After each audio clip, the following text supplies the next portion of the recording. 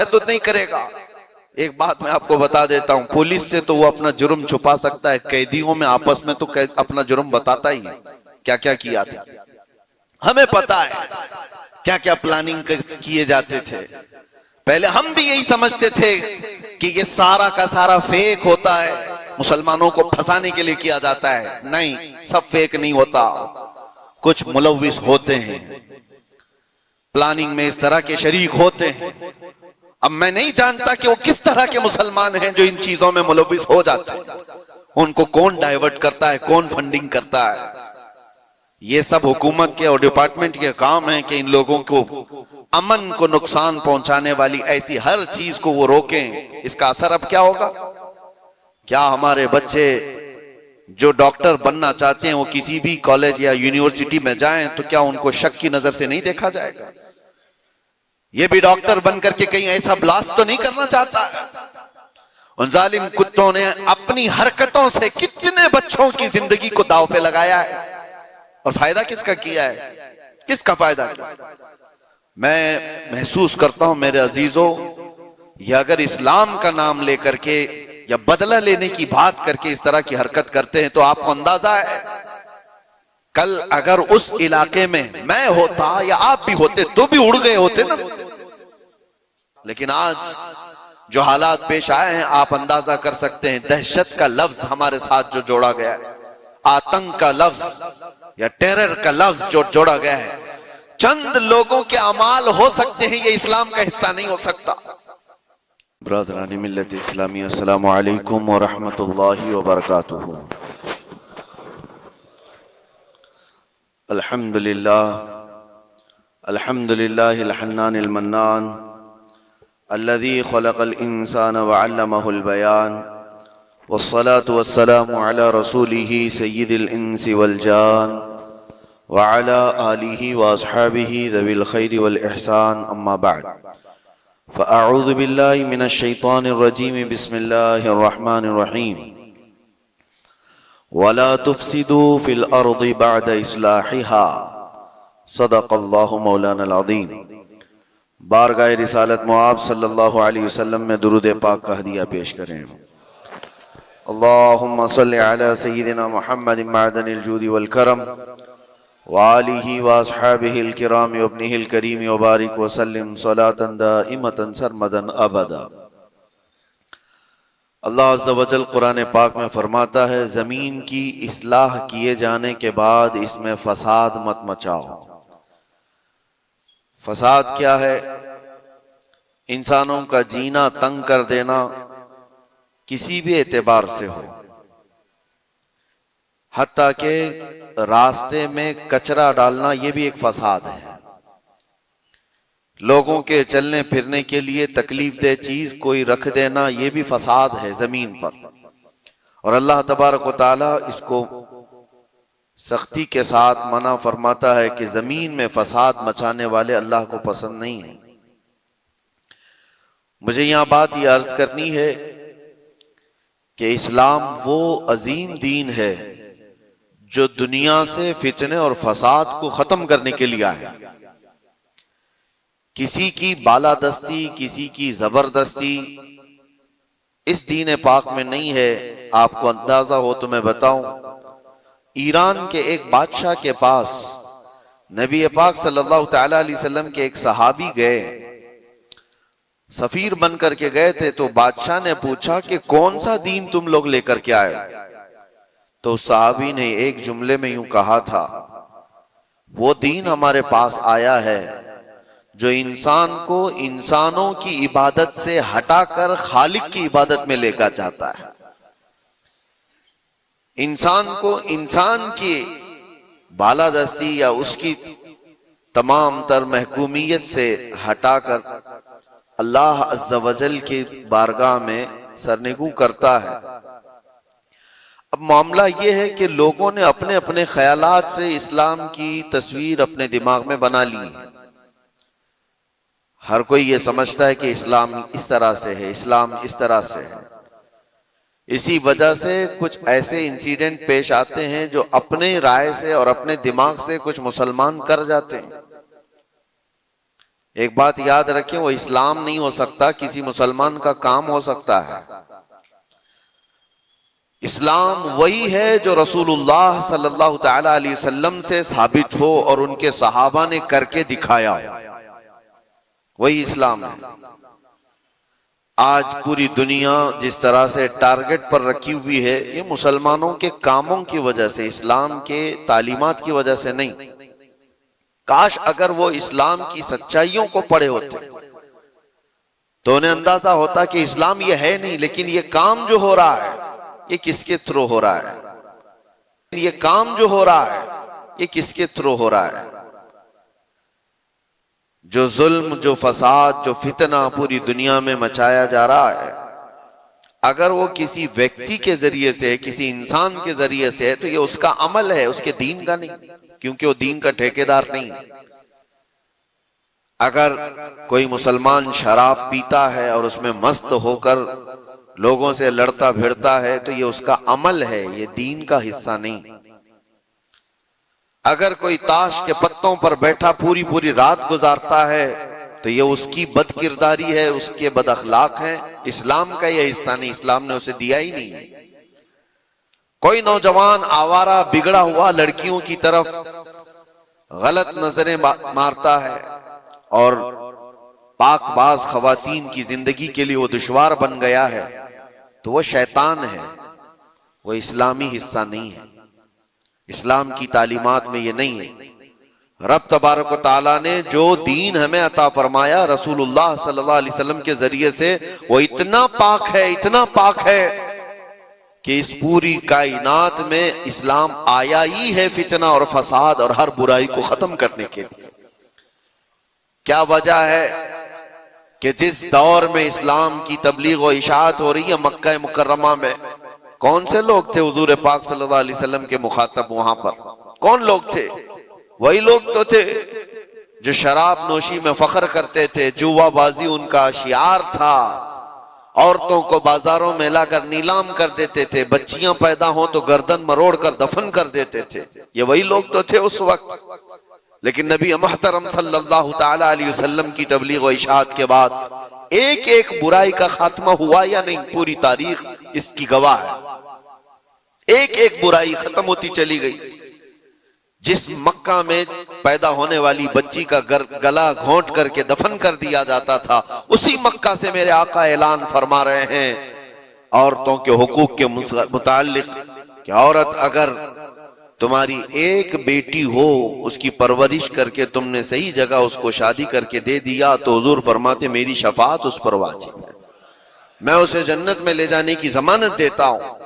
بیٹی کا حق یہ بتایا اسی مکہ مکرمہ میں کہ الجنت تحت اقدام الامہات۔ تم کیا سمجھتے ہو عورتیں بازاروں کی زینت ہیں؟ تمہاری اگر ماں ہے تو اس کے قدموں میں تمہاری جنت ہے، بہن ہے تو تمہارے حق میں اس کی دعائیں قبول ہیں، بیوی ہے تو اس کو ایک لقمہ کھلانا صدقے کا ثواب ہے۔ عورتوں کے حقوق بیان کیے۔ جہاں بچوں پر ظلم ہوتا تھا نبی محتشم صلی اللہ تعالی علیہ وسلم نے اس کو ختم فرمایا۔ بوڑھوں کے لیے، بیواؤں کے لیے، بیواؤں کو تو معاشرے میں رہنے نہیں دیا جاتا تھا، ان کے لیے الگ بستیاں ہو جاتی تھیں۔ شگن اب شگن یہ بھی ہمارے علاقے میں بھی پائے جاتے ہیں سب چیزیں۔ کسی عورت کا شوہر مر جائے، ستی کی رسم یہاں پر بھی ہوا کرتی تھی، عورت کو شوہر کے ساتھ جلا دیا جاتا، مگر نبی کرم صلی اللہ تعالی علیہ وسلم نے بیوہ عورت کے حقوق کو صرف بڑھایا نہیں، آپ نے جتنے نکاح فرمائے سوائے ام المومنین عائشہ صدیقہ کے، یہ ساری بیویاں آپ کی بیوہ ہی ہیں۔ بیوہ کو حضور صلی اللہ علیہ وسلم نے بیوہ ہیں یا مطلقہ ہیں، حضور پاک صلی اللہ علیہ وسلم نے اپنے حرم کی زینت بنائی، بلکہ کروڑوں مومنوں کی ان کو ماں کا درجہ عطا فرمایا۔ ایک ایک برائی کا خاتمہ کرنے کے لیے اسلام اس روئے زمین پر آیا، لیکن افسوس یہ ہے میرے عزیزو، حالات اس طرح کروٹ لے چکے۔ بہت پہلے ایک شاعر نے کہا تھا بارگاہ مصطفیٰ صلی اللہ علیہ وسلم میں عرض کرتے ہوئے، اے خاص اے خاصان رسول وقت دعا ہے، امت پہ تیرے وقت عجب آ کے پڑا ہے۔ جو دین نکلا تھا اپنے دیش سے، اپنے وطن سے، آج وہ پردیس میں غریب الغربا ہے۔ یہ دین بڑی شان سے نکلا تھا اپنے وطن سے، اور ہر کسی نے اس کو گلے لگا لیا تھا، اور آج یہ اپنے ہی لوگوں کے درمیان اجنبی بن چکا ہے۔ یہ دین اسلام اپنے ہی لوگوں کے بیچ میں اجنبی بنا ہوا ہے۔ توجہ چاہتا ہوں میرے عزیزو، اسلام کی اس عظیم چھبی کو، اس عظیم صورت کو مسخ کرنے کے لیے صرف غیروں نے نہیں، جبہ ٹوپی پہننے والے، داڑھی رکھنے والوں نے بھی بدنام کرنے میں کسر نہیں چھوڑی۔ آج ہندوستانی نہیں، پوری دنیا جن مظاہر کو دیکھ کر کے خوف زدہ ہوتی، جس کو دہشت گردی کہا جاتا ہے۔ دہشت یہ ایک ورڈ ہے، دہشت ڈر کو کہتے ہیں، خوف پیدا کرنا۔ مطلب میں اگر چند بچوں کو سامنے لے کر کے تلوار دکھا دوں، آگ لگا کر کے دکھا دوں، تو بچوں کے دلوں کے اندر خوف آئے گا۔ اس کو کہتے ہیں ڈر پیدا کرنا، یہی ورڈ ہے دہشت گردی۔ اسی کو آتنکوادی کہا جاتا، آتنکواد بھی اسی کو کہا گیا کہ ڈر پیدا کرنا لوگوں کے دلوں کے اندر، ٹیررزم اس کو انگلش میں، کہ لوگوں کو خوف کا ماحول بنا کر کے رکھنا کہ ڈرتے رہیں لوگ۔ کیا یہ اسلام کا حصہ ہے؟ لوگوں کے اندر ڈر پیدا کرنا، خوف پیدا کرنا۔ میں تمہیں بتاتا ہوں، عام لوگوں کی بات تو چھوڑو، رب تبارک و تعالی اپنے حبیب صلی اللہ تعالی علیہ وسلم کو کیا فرماتا ہے؟ فَذَكِّرْ إِنَّمَا أَنْتَ مُذَكِّرْ لَسْتَ عَلَيْهِمْ بِمُسَيْطِرْ۔ اے رسول، آپ ان کو صرف واعظ و نصیحت کریں، آپ کو اسی لیے بھیجا گیا ہے۔ نبی پاک صلی اللہ تعالی علیہ وسلم کو رب تبارک و تعالی نے یہ فرمایا، فَبِمَا رَحْمَةٍ مِّنَ اللَّهِ لِنْتَ لَهُمْ وَلَوْ كُنْتَ فَظًّا غَلِيظَ الْقَلْبِ لَانفَضُّوا مِنْ حَوْلِكَ۔ اے رسول، آپ کے دل کی نرمی ہے کہ یہ لوگ آپ کے ارد گرد ہیں، اگر آپ سخت لہجہ استعمال کریں گے تو یہ سارے لوگ دور ہو جائیں گے۔ کس کے لیے اللہ فرما رہا ہے؟ رسول اللہ کے لیے، کہ سخت لہجہ استعمال نہ کریں۔ زبان کا سخت لہجہ استعمال کرنے کو منع کیا گیا کہ لوگ بکھر جائیں گے۔ یہاں پر جو دہشت گردی کا لفظ استعمال ہے پوری دنیا کی ڈکشنری میں یہ نیا آیا ہوا، اور لوگوں نے تو اب اسلاموفوبیا نام سے ایک نیا ورڈ ایجاد کیا۔ اسلاموفوبیا کیا ہے؟ اسلام کے نام سے لوگوں میں ہیبت طاری کرنا، دہشت طاری کرنا، ڈر طاری کرنا۔ اگر یہ چند جماعتیں مل کر کرتی ہیں بنام مسلمان، چاہے وہ پاکستان کی رہنے والی ہوں، افغانستان کی ہوں، سیریا کی ہوں، عراق کی ہوں، کہیں کی بھی ہوں، لیکن وہ اسلام کی ٹھیکیدار نہیں ہو سکتی، وہ اسلام کی ذمہ دار نہیں ہے۔ انہوں نے اپنے دماغوں سے اسلام کی صورت بنائی ہوگی، ڈر پیدا کر کے۔ نبی پاک صلی اللہ تعالی علیہ وسلم نے کبھی تو تبلیغ نہیں فرمائی۔ آؤ آپ کو میں بتاؤں، ایک جنگ سے واپسی کے دوران صحابہ بھی سب تھکے ہوئے تھے، ایک جگہ حضور بھی آرام کرنے کے لیے لیٹ گئے، صحابہ بھی لیٹ گئے، سب کی آنکھیں لگ گئی ہیں تھکان کی وجہ سے، اور حضور پاک صلی اللہ تعالی علیہ وسلم اپنی تلوار ایک درخت کے پاس لٹکائے ہوئے اس درخت کے نیچے آرام فرما رہے ہیں۔ اچانک ایک دشمن جماعت کا شخص آیا جو مسلمان بھی نہیں تھے، وہ آتے ہی دیکھا حضور پاک صلی اللہ علیہ وسلم کو، اور دیکھا کہ سب سوئے ہوئے ہیں، سیدھے گیا اور حضور کی تلوار لے لی، تلوار پکڑ لی، حضور کی آنکھیں کھلی، آپ نے دیکھا کہ یہ تلوار سوتے ہوئے کھڑا ہے، اور وہ شخص کیا کہہ رہا ہے؟ میں یمنعک منی، اے محمد بتا مجھ سے تجھے کون بچائے گا؟ وہ تلوار کھینچے ہوئے حضور پاک صلی اللہ علیہ وسلم کو سونے کے وقت میں آ کر کے اس طرح سے وہ پوچھ رہا ہے۔ حضور بیدار ہو کر کے جب دیکھتے ہیں یہ پوچھ رہا ہے آج مجھے تجھ سے کون بچائے، مجھ سے تم کو کون بچائے گا؟ حضور نے صرف ایک لفظ کہا، اللہ، مجھے میرا رب بچائے گا، اللہ بچائے گا۔ وہ سامنے والے کے جسم کے اندر پتہ نہیں کپ کپی تاری ہوئی، اور اچانک تلوار اس کے ہاتھ سے گر گئی، تلوار اس کے ہاتھ سے گر گئی، اور حضور پاک صلی اللہ تعالی علیہ وسلم نے وہ تلوار اپنے ہاتھ میں لے لی۔ سوچو ذرا، جو شخص آپ کو مارنے کا پورا پلان کر چکا ہو، اچانک وہ فیل ہو گیا اور آپ کو بڑھت مل گئی، تو پھر آپ کیا کریں گے؟ آپ کیا کریں گے؟ کوئی کسر نہیں چھوڑے. نبی پاک صلی اللہ تعالی علیہ وسلم کے ہاتھ میں تلوار آئی، آپ نے وہی جملہ اس سے پوچھا، من یمنعک منی، بتا تجھ کو کون مجھ سے بچائے گا، کون بچائے گا؟ تھوڑی دیر پہلے یہی جملہ تو مجھ سے پوچھ رہا تھا، تلوار اب میرے ہاتھ میں. اور صحابہ بھی جاگ گئے تھے. وہ شخص صرف اتنا کہتا ہے، انت کریم ابن کریم، تم شریف کے بیٹے شریف ہو. بس میں نے اتنا ہی سنا ہے. حضور پاک صلی اللہ علیہ وسلم نے تلوار نیچے رکھ لی اور کہا، جاؤ میں نے تمہیں آزاد کیا اور معاف کر دیا. سختی کے ساتھ جو تلوار اٹھایا ہے، دنیا کا تو دستور ہے، لڑائی اس کے ساتھ ہوتی ہے جو آپ سے لڑنے آیا ہو. اپنے ڈیفنس میں آدمی لڑتا ہے، لیکن یہاں میرے مصطفیٰ صلی اللہ علیہ وسلم نے اس کو درگزر کیا جو آپ پر تلوار اٹھایا ہوا تھا. چاہتے تو ڈر سناتے، ٹکڑے کر کے اس کی قوم کے پاس بھیجتے اور دہشت پھیلا دی جاتی کہ ڈرو کہ جو بھی اس طرف آئے گا اس کی حالت یہ کر دی جائے. ناگزیر حالات جب پیدا ہوئے تب جنگیں ہوئی ہیں. بہت ایسی حالتیں آ گئی ہیں کہ جینا تنگ کر دیا گیا ہے، تب جنگیں ہوئی ہیں. ورنہ تو اسلام کا دستور یہ ہے. میرے آقا صلی اللہ علیہ وسلم نے فرمایا، لا تتمنوا لقاء عدوکم، تم دشمن سے لڑنے اور بھڑنے کی تمنا بھی مت کرو. جنگ کی تمنا کرنا بھی جائز نہیں. حضور پاک نے فرمایا، ہاں ایسی صورت پیدا ہو گئی تمہارے اوپر تب وہ جنگ کے ناگزیر حالات میں کہا گیا. لیکن آج جو حالات پیش آئے ہیں آپ اندازہ کر سکتے ہیں. دہشت کا لفظ ہمارے ساتھ جو جوڑا گیا ہے، آتنک کا لفظ یا ٹیرر کا لفظ جو جوڑا گیا ہے، چند لوگوں کے اعمال ہو سکتے ہیں، یہ اسلام کا حصہ نہیں ہو سکتا. جس طرح سے ابھی ہمارے ملک میں دلی میں جو بلاسٹ ہوا، کن لوگوں نے کیا؟ شروعاتی تحقیقات میں جو نام پیش کیے جا رہے ہیں مسلمانوں کے نام. کون سے مسلمان ہیں یہ لوگ؟ کیا چاہتے تھے؟ اور اس سے حاصل کس کا فائدہ ہوا؟ مجھے کوئی بھی سینس رکھنے والا مسلمان ہو، کوئی بھی بتائے.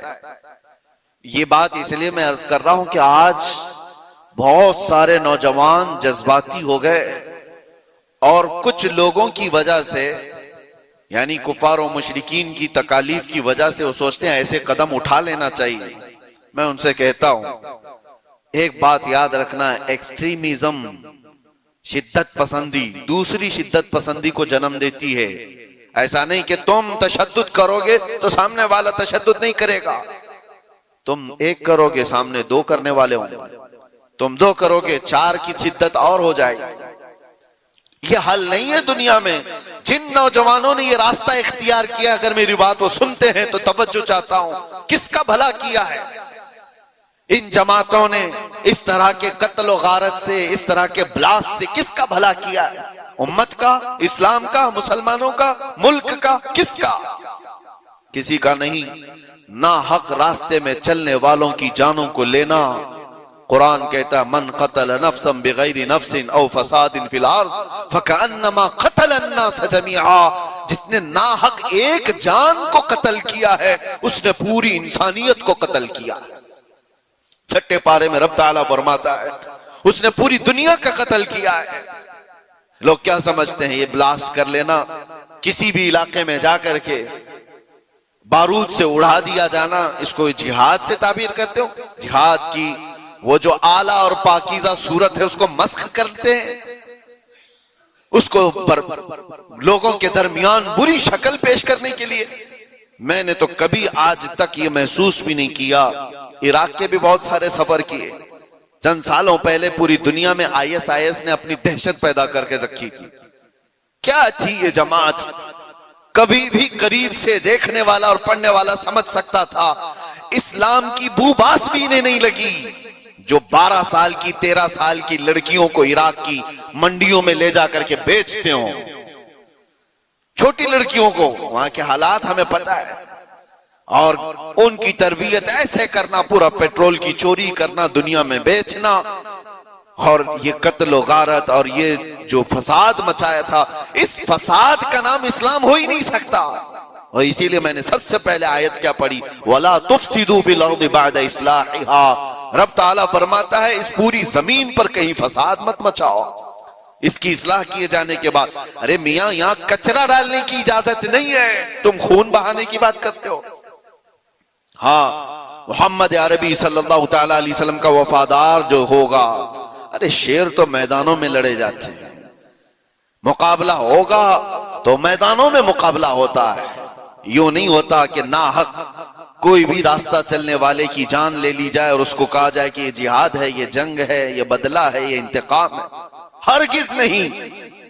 میں سخت مذمت کرتا ہوں ایسے تمام گتیویدیوں کا۔ کوئی بھی نوجوان اس طرح کی حرکتوں میں ملوث ہوتا ہے تو جانتے ہیں اس کا نقصان کتنا لمبا ہوتا ہے، کتنا لمبا نقصان ہوتا ہے۔ ان ظالموں نے جو کچھ بھی کیا، چند مہینوں پہلے کشمیر میں جو ہوا تھا، پہلگام میں چن چن کر کے جن لوگوں کو مار دیا گیا تھا، وہ جو سیر و سیاحت کے لیے گئے تھے وہ کس کے دشمن تھے؟ کس کے دشمن تھے؟ جن کو انہوں نے پکڑ پکڑ کر کے نام پوچھ کر کے مارا، وہ کس کے دشمن تھے؟ کیا اسلام کے دشمن تھے، مسلمانوں کے دشمن تھے، یا تمہارے قرآن حدیث کسی کی دشمنی کی تھی جن کو پکڑ کے مارا گیا؟ کیا اسلام میں اس بات کی اجازت ہے کہ کہیں پر بھی کوئی گھومنے آئے اور اس کو مار دیا جائے؟ ان ظالم کتوں نے جن لوگوں کو مارا، اس کے بعد جو دہشت پھیلانے کی کوشش کی، اس کا اثر کیا ہوتا ہے؟ دنیا میں اور دوسری جگہوں پر غیر مسلموں کے پاس یہی میسج جاتا ہے کہ یہ اس طرح تنہا پا کر کہیں پہ بھی قتل کر سکتے ہیں۔ پورے مسلمانوں کو انہوں نے خطرے میں ڈالا۔ آج جو ہوا اس کا بھی اثر وہی ہوگا جو 9/11 کے بعد ہوا تھا۔ آپ کو پتہ ہے 2001 میں امریکہ کے اندر جو بلڈنگیں گرا دی گئی تھی جس میں 3000 لوگ قریب مارے گئے تھے، ورلڈ ٹریڈ سینٹر پر جو حملے ہوئے تھے، اس کی تحقیقات ہوئی۔ اس کے بعد پھر کئی سالوں کے بعد افغانستان سے ذمہ داری قبول کی ایک جماعت نے کہ اس کو ہم نے کیا، لیکن اس کا اثر کیا ہوا جانتے ہیں؟ تقریباً 11-12 سال تک اس شہر میں ایسے حالات ہو گئے تھے کہ مسلمانوں کا جینا تنگ ہو گیا، کوئی دیکھنا نہیں چاہتا تھا کیا کس نے، لیکن قصور بھر کون رہا؟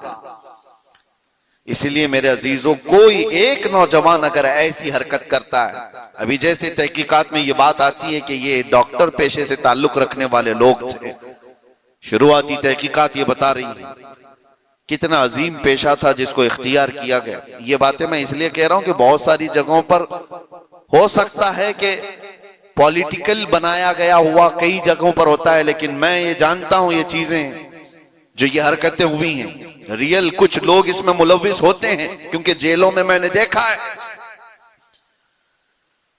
پولیس ATS سب کو یوں ہی اٹھا کر کے نہیں بھر دیتی، ان کے حالات ہوتے ہیں، ہم نے خود دیکھا ہے، ان سے بات بھی کیا ہے۔ ایک بات میں آپ کو بتا دیتا ہوں، پولیس سے تو وہ اپنا جرم چھپا سکتا ہے، قیدیوں میں آپس میں تو اپنا جرم بتاتا ہی ہے کیا کیا کیا تھا، ہمیں پتا ہے کیا کیا پلاننگ کیے جاتے تھے۔ پہلے ہم بھی یہی سمجھتے تھے کہ یہ سارا کا سارا فیک ہوتا ہے، مسلمانوں کو پھنسانے کے لیے کیا جاتا ہے، نہیں، سب فیک نہیں ہوتا، کچھ ملوث ہوتے ہیں، پلاننگ میں اس طرح کے شریک ہوتے ہیں۔ اب میں نہیں جانتا کہ وہ کس طرح کے مسلمان ہیں جو ان چیزوں میں ملوث ہو جاتے ہیں، ان کو کون ڈائیورٹ کرتا ہے، کون فنڈنگ کرتا ہے۔ یہ سب حکومت کے اور ڈپارٹمنٹ کے کام ہیں کہ ان لوگوں کو امن کو نقصان پہنچانے والی ایسی ہر چیز کو وہ روکیں۔ اس کا اثر اب کیا ہوگا؟ کیا ہمارے بچے جو ڈاکٹر بننا چاہتے ہیں وہ کسی بھی کالج یا یونیورسٹی میں جائیں تو کیا ان کو شک کی نظر سے نہیں دیکھا جائے گا؟ یہ بھی ڈاکٹر بن کر کے کہیں ایسا بلاسٹ تو نہیں کرنا چاہتا ہے؟ ان ظالم کتوں نے اپنی حرکتوں سے کتنے بچوں کی زندگی کو داؤ پہ لگایا ہے، اور فائدہ کس کا کیا ہے؟ کس کا فائدہ کیا؟ میں محسوس کرتا ہوں میرے عزیزوں، یہ اگر اسلام کا نام لے کر کے یا بدلہ لینے کی بات کر کے اس طرح کی حرکت کرتے ہیں تو آپ کو اندازہ ہے کل اگر اس علاقے میں میں ہوتا یا آپ بھی ہوتے تو بھی اڑ گئے ہوتے نا، مر گئے ہوتے ہیں۔ انہوں نے کسی کو نہیں دیکھا ہے، کہ چلنے والا کون ہے، کیا ہے؟ کیا یہی اسلامی جنگوں کا نظام ہے؟ کیا یہ رسول اللہ صلی اللہ تعالیٰ علیہ وسلم کی تعلیمات کا کوئی ایک حصہ ہے؟ سنو، میرے آقا صلی اللہ تعالیٰ علیہ وسلم پراپر جنگ میں بھی جب بھیجتے تھے تب بھی صحابہ کو فرماتے تھے راستہ چلتے ہوئے کوئی بیٹھا ہوا آدمی ہو تو اس کی طرف تلوار نہیں اٹھانا۔ میرے آقا صلی اللہ علیہ وسلم، یہ تو جنگ کی حالت بھی نہیں ہے ابھی ہماری، کہیں جنگ کی حالت میں ہے ہم لوگ؟ جنگ کی حالت میں نہیں، پراپر جنگ جہاں ہو رہی ہوتی وہاں کے لیے بھی میرے آقا فرماتے کہ وہاں کے بوڑھوں کے ساتھ کوئی بدتمیزی نہ ہو، عورتوں کے ساتھ لڑائی نہ ہو، حاملہ عورت ہے تو اس کو چھوا نہ جائے، ان کو قیدی نہیں بنایا جائے۔ اور یہ تو چھوڑیں، نبی پاک صلی اللہ علیہ وسلم اپنے صحابہ کو جب بھیجتے تو یہ بھی تعلیم دیتے کہ جس علاقے میں جا رہے ہو ان کی جو بھی عبادت گاہ ہے، عبادت گاہ کو توڑ پھوڑ نہیں کرو گے، وہاں کے درختوں کے پتے نہیں اکھاڑو گے، جو تم کو مارنے کی کوشش کیا اس کے ساتھ تمہاری لڑائی ہوگی۔ یہ نظام تھا، اور یہاں بیٹھے بیٹھے کسی کو اڑا دینا اسلام سے کوئی۔ میری ان باتوں کو کچھ لوگوں تک مجھے پتا ہے پہنچتی ہوں گی، اور وہ شدت پسندی میں کہتے ہیں کہ شاید یہ بھی یہاں کی مصلحت پسندی اور حکمت پسندی کے اعتبار سے بات کر رہے ہوں گے۔ ہم کو یہ ساری مصلحت پسندی کی ضرورت بھی نہیں، ہم کسی کی جی حضوری کرنے کے لیے بات نہیں کر رہے ہیں، ہم بات اس لیے کر رہے ہیں کہ میرے دین پر جب کبھی دھبا لگنے کی صورت آئے تو ہم چیخ کر کے بولیں گے، چاہے وہ ہمارے اندر موجود کوئی منافق ہو اس کو بھی پکڑ کر کے ہم بے نقاب کریں گے کہ اس کا تعلق میرے مصطفیٰ کی ذات سے ہو ہی نہیں سکتا۔ اس لیے ہمیں بولنا ضروری ہے، چاہے وہ اسلامی نام سے کوئی ملک بھی ہو، پاکستان، افغانستان، عراق، شام، کہیں پر بھی پنپنے والے، ہم سب سے پہلے ٹٹول کر کے دیکھیں گے۔ تمہارے چہرے کو دیکھ کر، تمہاری داڑھی کو دیکھ کر، تمہارے جبے کبے کو دیکھ کر، تمہارے نظام حکومت کو دیکھ کر ہم یہ نہیں سمجھ لیں گے کہ یہ خلیفہ آ گیا ہے، یہ اسلام کا بول بالا آ گیا ہے۔ سب سے پہلے ہم ٹٹول کر کے دیکھیں گے کہ اس کی سیرت صدیق اکبر سے ملتی ہے یا نہیں، فاروق اعظم سے ملتی ہے یا نہیں، عثمان و علی سے ملتی ہے یا نہیں، اس کی تعلیمات میں میرے مصطفیٰ کا عشق جھلکتا ہے یا نہیں۔ اگر نہیں جھلکتا ہم اپنی ٹھوکر پر اس کو رکھتے ہیں، چاہے وہ کتنی اونچی پگڑی پہنتا ہو۔ ہاں، اگر میرے مصطفیٰ کا وفادار ہے تو کسان کا بچہ بھی ہو تو ہمارے سر کا تاج۔ میرے عزیزوں، بس میں یہ بات اس لیے عرض کر رہا ہوں کہ لوگوں نے جو شکل بگاڑنے کے لیے کوششیں کی ہیں، آپ سب کی بھی ذمہ داری ہے۔ آپ جانتے ہو، میں نے قید کی حالت میں دیکھا تھا کچھ وہ لوگ جو صرف اور صرف سوشل میڈیا پر ایسے ایکٹیو تھے کہ ان کو ساری خبریں معلوم تھیں، کہاں کیا کیا ہو رہا ہے۔ مطلب دوسرے ملکوں میں جو یہ ٹیرر ایکٹیویٹیز ہو رہی ہیں، ساری چیزیں، اور وہ بند بھی ہیں، قید بھی ہیں، بہت سارے ایسی ساری چیزیں میں نے دیکھا۔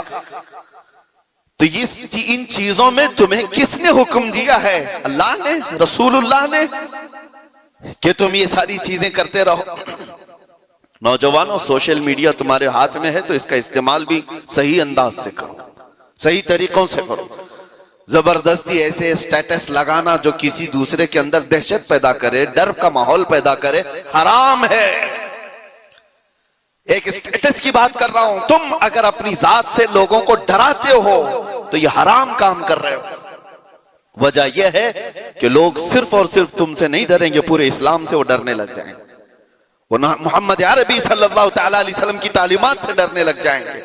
ماحول تو یہ پیدا کرو کہ لوگوں نے پروپیگنڈا پھیلایا تھا مدینے میں، کفار و مشرکین نے، کہ مسلمان ایسے ہوتے ہیں ویسے ہوتے ہیں۔ ایک عورت آئی ابو بکر صدیق رضی اللہ تعالیٰ عنہ کے پاس، یہودی عورت، مجھے بہت ڈر لگتا ہے۔ ڈر کس نے پیدا کیا تھا؟ مسلمانوں نے نہیں، کفار و مشرکین نے پروپیگنڈا پھیلایا تھا۔ یہودی عورت ڈر کے مارے آئی صدیق اکبر کے پاس، کہتی ہے مجھے مدینے میں نہیں رہنا، یمن جانا ہے میرے رشتہ داروں کے پاس، مجھے امن کے ساتھ بھیج دیا جائے۔ حضرت ابو بکر صدیق نے ایک اونٹنی منگوائی، 2 جوان صحابہ کو بلایا اور کہا اس خاتون کو صحیح سلامت یمن تک پہنچا کے آؤ۔ عورت بیٹھ گئی، وہ سوچتی رہی یہ 2 نوجوانوں کو میرے ساتھ کر دیا گیا، پتہ نہیں راستے میں یہ کیا کر ڈالیں۔ اللہ اکبر، تاریخ بتاتی ہے وہ دو نوجوان صحابی چلتے رہے، وہ خاتون بیٹھی رہی۔ جب جب کوئی چوکی آتی لوگ پوچھتے کون ہے، کہاں سے ہے، کیا ہے؟ وہ نوجوان صرف اتنا ہی کہتے صدیق اکبر کی مہمان ہیں، یمن جا رہے ہیں اور ہم سفیر ہیں اور ان کی حفاظت کے لیے چل رہے ہیں۔ پورے یمن تک کا راستہ طے ہو گیا۔ وہ خاتون کہتی ایک نوجوان بھی میری طرف نگاہ اٹھا کر نہیں دیکھا۔ صحیح سلامت پہنچنے کے بعد وہ خاتون اپنے رشتہ داروں کو جمع کرتی ہے اور کہتی ہے میں تو ڈر کے مارے مدینے سے بھاگ کر آئی تھی، مجھے خبریں اسی پھیلائی گئی تھی، مجھے ڈر تھا، ایک دہشت کا ماحول تھا، میں اپنے رشتہ داروں میں آئی تھی، لیکن سب سے میں اعلان کرتی ہوں کہ میں واپس مدینے جا رہی ہوں، اس لیے کہ اس سے زیادہ امن مجھے اور کہیں نہیں لگتا جو میری عزت کی حفاظت کریں۔ یہ ماحول پیدا کرو اے نوجوانوں، ماحول تو یہ پیدا کرو کہ لوگ تمہارا استقبال کریں۔ آج لوگ تمہیں اپنے محلے میں گھر دینے سے ڈرے نہیں کہ ان کو گھر دیں گے تو پتہ نہیں یہ کیا کر ڈالے گا، گندگی کر ڈالے گا، گھور گھور کر کے لوگوں کو پریشان کر ڈالے گا۔ یہ تو دہشت پیدا کرنے والا ماحول ہے، کیوں نہیں دیا جاتا؟ ڈر کا ماحول پیدا کرنے کی بجائے امن کا ماحول ایسا پیدا کرے، محبت کا ماحول ایسا پیدا کرو کہ لوگ تمہارا استقبال کریں۔ آپ کو پتا ہے 19 سال کے محمد بن قاسم کو ہندوستان میں جب وہ پہلے قدم رکھا تھا اپنے علاقے کے علاقے دیے تھے اور کہا تھا اے نوجوان تو اپنی حکومت چلا، ہم تیرے پیچھے چلنے کو تیار ہیں۔ اخلاق دیکھا تھا، کردار دیکھا تھا، عورتوں کی حفاظت کرنے والے جوان کو دیکھا تھا تو دنیا قدموں میں تھی۔ اخلاق وہ پیدا کرو، دہشت کا ماحول نہیں، ڈر کا ماحول نہیں۔ میں سخت ترین جملوں سے مذمت کرتا ہوں اس طرح کے حملوں کا، اور ظاہر سی بات ہے ہم جس ملک میں رہ رہے ہیں میرے عزیزوں، درد ہمیں اس بات کا بھی ہوتا ہے ہم اپنے ملک میں کچرا بھی نہیں پھینکنا چاہتے، تو ناحق برادران وطن چاہے وہ کوئی بھی ہوں ان کی جان لینے کی اجازت کیسے دی جا سکتی؟ کیا یہ میرے ملک جہاں میں رہ رہا ہوں آپ رہ رہے ہیں اس کی عزت پر خطرہ نہیں ہے؟ اس کی حفاظت، اس کی سیکیورٹی پر خطرہ نہیں ہے؟ اور صرف ملک میں رہنے والوں کے اندر دہشت نہیں پیدا ہوئی ہے، پوری دنیا میں جہاں یہ میسج جائے گا لوگ جو آنے والے ہوں گے وہ ڈر جائیں گے، پتہ نہیں ان کے ہاں ایسے حالات۔ تو کیا یہ ملک کی چھبی کو خراب کرنے کی کوشش نہیں؟ کتنی ایک کام سے ان ظالموں نے اپنے خاندان کو جوخم میں ڈالا، اپنے رشتہ داروں کو، اپنے وطن کو، اپنے دین کو، اور جہاں وہ پڑھتے تھے وہ سب جگہ کو، سب کو خطرے میں ڈالا ہے اور برباد کیا ہے ایک عمل نے۔ اسی لیے قرآن نے کیا کہا، ناحق کسی ایک کی جان لینے کا مطلب ہے پوری دنیا کی قتل کرنے کے برابر، اور کیا انہوں نے انسانیت کے قتل کے برابر ہے۔ اللہ تعالیٰ ایسی گتی ویدیوں میں ملوث رہنے والے منافقوں سے ہماری حفاظت فرمائے۔ میں دعا کرتا ہوں اور گزارش بھی یہی کرتا ہوں ہر نوجوان کو کہ اس طرح میں درمیانی راستہ اختیار کروں، مداہنت بھی نہیں کہ دین کو چھوڑ کر کے چاپلوسی کرنے کے لیے کچھ لوگوں کی تلوار چاٹنے کے کام کیا جائے، ان کو راضی کرنے کے کام کیا جائے، میں اس بات کا قائل نہیں ہوں، لیکن یہ بات بھی ضرور کہوں گا کہ ایسے شدت پسند کوئی تحریک ہو، کوئی تنظیم ہو، کوئی ایسی گتی ویدیاں ہو رہی ہوں ان سے تمہارا کوئی تعلق نہ رہے، ان کے درمیان۔ ہاں آپ کو اپنے نبی پاک کی محبت پر بھروسہ ہے یا نہیں؟ میرے نبی پاک صلی اللہ علیہ وسلم سے جو عشق ہے مجھے کامل بھروسہ ہے، میں تنہا بھی میدان میں رہوں گا میرے نبی کی مدد آئے گی، رب تبارک و تعالیٰ کی مدد ہوگی۔ جب ہمیں یہ یقین ہے اللہ ہمارے ساتھ ہے، رسول اللہ کی محبت ہمارے ساتھ ہے، ہمارا چلنا پھرنا ہی راستے میں کافی ہو جایا کرتا ہے۔ اسی لیے میرے عزیزوں محبت رسول پر بھروسہ رکھو، اللہ کی ذات پر یقین رکھو، حالات یوں ہی اچھے ہو جائیں گے۔